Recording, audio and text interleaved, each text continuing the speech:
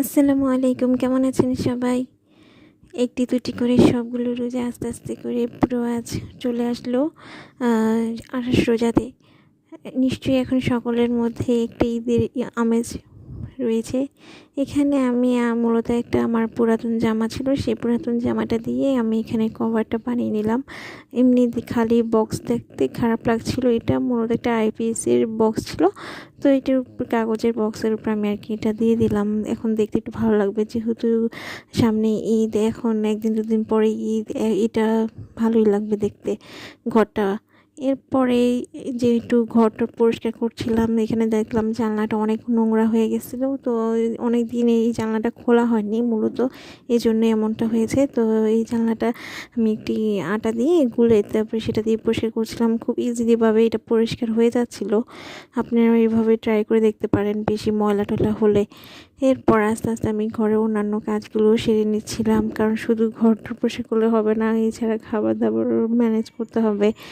তো আবার এদিকে ফাঁকে দিয়ে আমি বাবুর খাবারটা বসিয়ে আবার বাবুর যে ঈদের কাপড় এগুলো একটু ধুয়ে ওয়াশ করে নিয়েছিলাম, কারণ আমি দেখা গেছে যে কাপড় আমি এনে পরাই না, আমি নিজেও কখনো বাহির থেকে কাপড় এনে ডাইরেক্ট পরি না, একটু হলেও হালকাভাবেও ধুয়ে দিই। আবার এই যে তারপর আমি আবার এখানে একটু মশলা গুঁড়া করে নিয়েছিলাম, সেটা একটু ভালো করে একটু ড্রাই হয়ে যাওয়ার পরে তারপর একটু কাঁচের বয়ামে ভরে রাখলাম, এতে অনেক দিন পর্যন্ত মশলা গুঁড়োটা ভালো থাকে এই জন্যই। তারপর আস্তে আস্তে করে ঘর ঝাড়ু দিচ্ছিলাম, মুছলাম।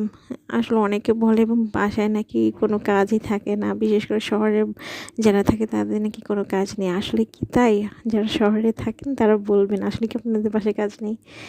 এরপরে আবার দেখলাম বাবুর হঠাৎ করে পেটটা খারাপ হলো, তো বাবুর একটু তার জন্য একটু নাস্তা এই চিড়া বানিয়ে দিলাম।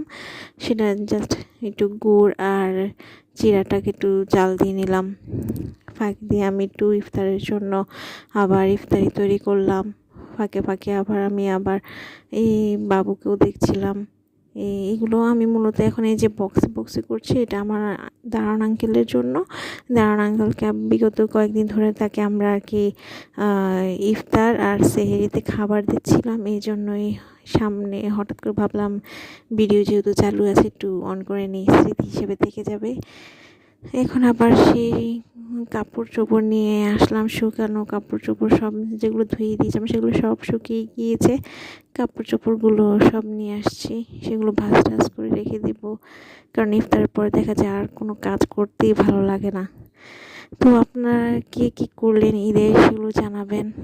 তো ঈদের জন্য এখানে আমি একটু বাবুর জন্য একটু স্যালাইন করেছি, দেখেন অবস্থা, আমি ওকে ওষুধ খাওয়ানোর জন্য কি বোতল ইউজ করলাম। এখানে আমি একটু বাঙ্গির শরবত বানাবো, ইচ্ছে করছিল না, যেহেতু আমার বাঙ্গিটা কাটা ছিল নষ্ট হয়ে যাবে, এই জন্য ভাবলাম যে জুসটা করেই ফেলি, নষ্ট করার কি দরকার।